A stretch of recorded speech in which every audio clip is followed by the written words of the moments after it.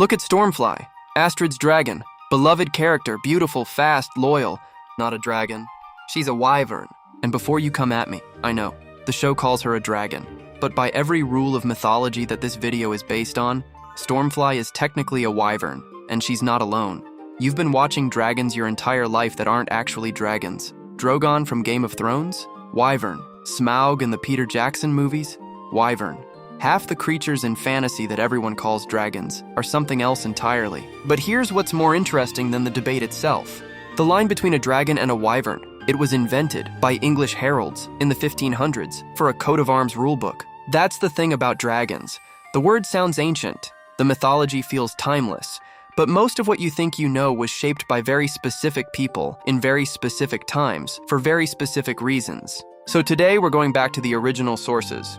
7 types of dragon kind, their real mythology, where they came from, and which ones your favorite movies actually got right. Let's find out if you actually know your dragon.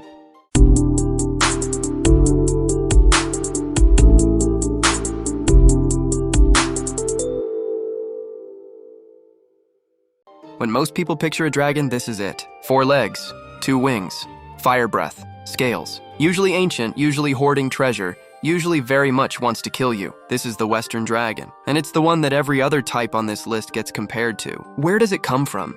The short answer is everywhere. Ancient Mesopotamia had the Mushush Shu, a scaled 4-legged winged beast sacred to the god Marduk, dated to at least 2100 BCE. Ancient Egypt had the cosmic serpent Apophis, which Ra had to fight every single day. The Bible mentions dragon more than 20 times. Greek mythology had Draco, guarding the golden apples.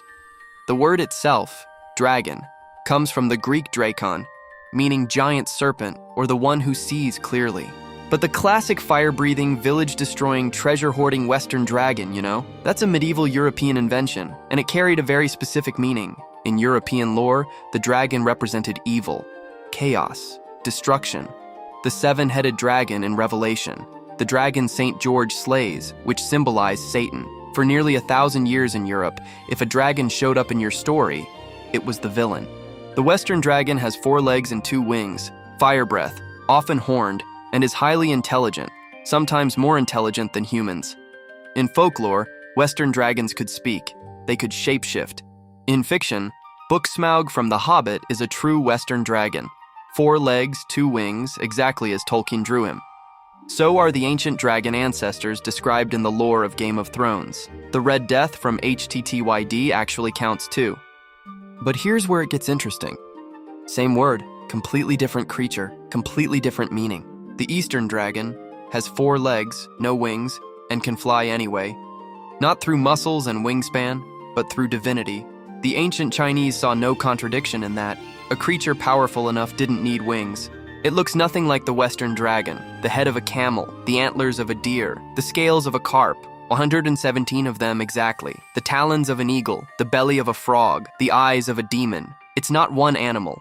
It's a composite of the most powerful animals imaginable, fused into one. And unlike the Western dragon, the Eastern dragon was not your enemy. The Long was a deity of water and weather. It controlled rivers, rain, floods, and harvests. Farmers prayed to them. Emperors claimed descent from them. Only the imperial dragon was allowed 5 toes. Common dragons had 4. Korean dragons had 3. The number of toes told you exactly who was who. There are 9 classical types of Chinese dragon alone. The celestial dragon guarded the palaces of the gods. The spiritual dragon controlled wind and rain. The dragon kings ruled the 4 seas, could shapeshift into human form, and lived in crystal palaces guarded by shrimp soldiers and crab generals. The Yinglong, the winged dragon, were considered the oldest of all, and the only type in Chinese mythology who actually had wings. Here's the key difference to remember.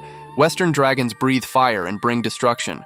Eastern dragons breathe clouds and bring rain. One is a monster, the other is a god. Mushu from Mulan, though played for comedy, is technically an Eastern dragon. The dragon Haku from Spirited Away is Japanese, same family. Both of them are as mythologically accurate as any dragon you'll see on screen. Back to Stormfly. Here's the rule. A Western dragon has 4 legs and a separate pair of wings. But a wyvern, 2 legs, and the wings are where the front legs should be, like a bird or a bat. The name wyvern comes from the Old French vivre, which comes from the Latin vipera, meaning viper. venomous snake. From the very start, the wyvern was associated with poison, not fire. In most heraldic wyvern lore, they didn't even breathe fire. They had venomous bites and barbed tails. The strict wyvern versus dragon distinction was first written down in English heraldry in 1562, in Gerard Legge's Accidens of Armory. It was a bureaucratic decision. Knights' coats of arms needed consistent rules. So heraldic scholars sat down and decided, 4 legs means dragon, 2 legs means wyvern. But here's what that means. Before the 1500s, the distinction barely existed. Medieval bestiaries showed 2-legged winged creatures and just called them dragons. Even today, French and German heraldry don't make the distinction at all. They're all just dragons, which is why George R.R. Martin was actually being mythologically consistent when he gave his dragons 2 legs. He wanted realism. He argued that having 2 wings and 4 legs is actually more anatomically unlikely than 2 legs and 2 wings.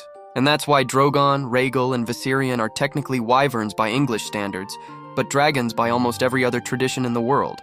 Wyverns in fiction tend to be more bestial and less intelligent than true dragons, driven by instinct rather than cunning. They're faster and more agile, associated with venom and barbed tails, and generally smaller. Stormfly checks every single one of those boxes. So does Drogon. So does Smaug in the Peter Jackson films. What if a dragon lost its wings entirely? That's a drake. 4 legs, no wings, fully grounded. The drake is the wingless cousin.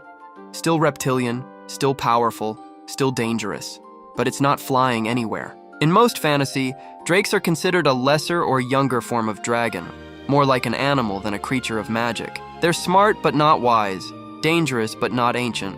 The word drake is actually just another old word for dragon. In Old English, draca. The distinction between drake and dragon is almost entirely a modern fantasy convention, popularized through tabletop RPGs. But it's now widely accepted. A drake is what you fight early in the game. A dragon is what you fight in the final dungeon.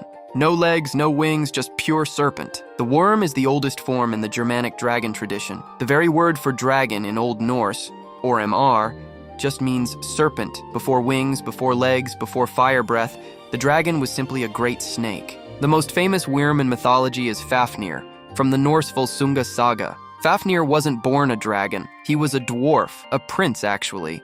He murdered his own father to claim a cursed treasure hoard, and the greed consumed him, literally. He transformed into a massive, venomous worm and spent eternity coiling around his gold, until the hero Sigurd dug a trench, waited for Fafnir to crawl overhead, and stabbed him through the belly. That story is over 1,000 years old. Tolkien read it. Beowulf references it. You've seen versions of it your entire life without knowing the source. There's also Jormungandr, the Midgard serpent, child of Loki, who grew so large he encircled the entire earth and bit his own tail. He and Thor are destined to kill each other at Ragnarok. That's not a minor character. That's a planet-sized worm at the center of Norse cosmology. Worms are terrifying in a completely different way than flying dragons, because they don't need wings to be a threat. They just are. The basilisk in Harry Potter is worm adjacent. So is every enormous ancient serpent monster you've ever seen in mythology. This type is older than all the others. Now we leave Europe entirely. In Korean mythology, most dragons don't start as dragons. They start as Imugis. An Imugi is a giant, benevolent, python-like serpent, and it's a dragon in training. According to legend, an Imugi must survive for 1,000 years. 1,000 years of waiting, living in deep water or caves, absorbing the energies of heaven and earth. And if it survives, and it's a big if, it watches the sky. Because somewhere up there, a Yuiju will fall, a celestial orb, a cosmic pearl that grants omnipotence and the power to create at will. If the Imugi catches it as it falls, its wish is granted. It becomes a Yong, a true Korean dragon. If it misses, some say it gets cursed, trapped forever in its serpent form, a dragon that almost was. That transformation story, the underdog who spends 1,000 years working towards something most will never achieve, is not a minor myth. It's a central symbol in Korean culture: patience, perseverance, the long, invisible work before the breakthrough. Spotting an Imugi was considered good luck, because even in its lesser form, it was something sacred. The 2007 Korean film D-War features 2 Imugis competing for a Yuiju, one benevolent, one evil. The 2020 Korean drama tale of the Nine-Tailed features an Imugi as its central antagonist. If you haven't seen either, both are worth it just for how seriously they take the mythology. If you've seen the Vikings TV show, you've heard of Ragnar Lothbrok. But do you know how he got the name Lothbrok? It means shaggy pants. And here's the story behind it. According to the saga of Ragnar Lothbrok, a young noblewoman named Thora received a gift from her father, a baby serpent in a casket. She raised it. It grew. Then it grew more and more, until the Lindworm had coiled entirely around her father's hall, trapping Thora inside, demanding to be fed an entire ox per meal. A reward was offered to anyone who could kill it. Men tried, men died, poisoned, crushed, or simply destroyed. Ragnar's plan?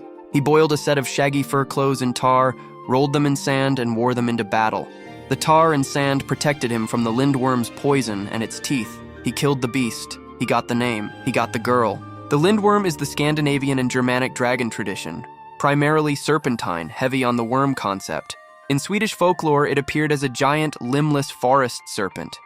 In Central European tradition, it often had 2 forelimbs. In some tales, it could roll itself into a wheel and chase humans through the forest. Belief in actual Lindworms in rural Sweden persisted well into the 19th century. One folklore scholar offered a cash reward for a captured specimen in 1884. No one ever claimed it. Famous mythological Lindworms include Nidhogg, the dragon gnawing on the roots of Yggdrasil, the world tree, eating corpses at the shores of the dead, waiting for Ragnarok to end the world. And Fafnir himself, technically categorized as a Lindworm in the German retelling of the story, the Nibelungenlied. Last one. And this might be the most globally spread creature you've never heard of. No legs, only wings. The Amphiptere is a winged serpent, a snake body, a pair of wings near its neck or shoulders and nothing else. No limbs, just wings and scale. The word comes from Greek. Amphi, meaning both sides, and pteron, meaning wing. Bi-winged serpent. In European heraldry, it symbolized guardianship and swift justice. Noble families put it on their coat of arms. It appeared as far back as Pliny the Elder in 77 CE, who described a small flying serpent that would launch itself like a javelin from trees onto prey below. They called it the jaculus, the javelin snake. But here's the thing, the Amphiptere didn't start in Europe. It shows up independently across the world. Ancient Egypt had winged serpents guarding sacred sites. Mesoamerica had Quetzalcoatl, the feathered serpent, one of the most important deities in Aztec mythology, god of wind, air, and learning. Quetzalcoatl is technically an Amphiptere. So when you look at Quetzalcoatl and a medieval European winged serpent and Pliny the Elder's jaculus, completely separate cultures, completely separate timelines, all arriving at the same creature independently, maybe there's something primal about the image. A serpent with wings. Dangerous, ancient, divine. So let's go back to Stormfly. She has 2 legs.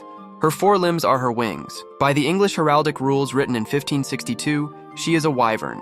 But here's what I promised at the beginning. That distinction, invented by bureaucrats for a rule book. Before the 1500s, a 2-legged winged creature was just a dragon. French heraldry still doesn't care about the distinction. German heraldry still calls them all dragons. The debate you've seen online, Smaug isn't a real dragon, is an argument based on rules that didn't exist for most of history, invented for a very specific medieval English administrative purpose. The mythology didn't care about the number of legs, it cared about the meaning.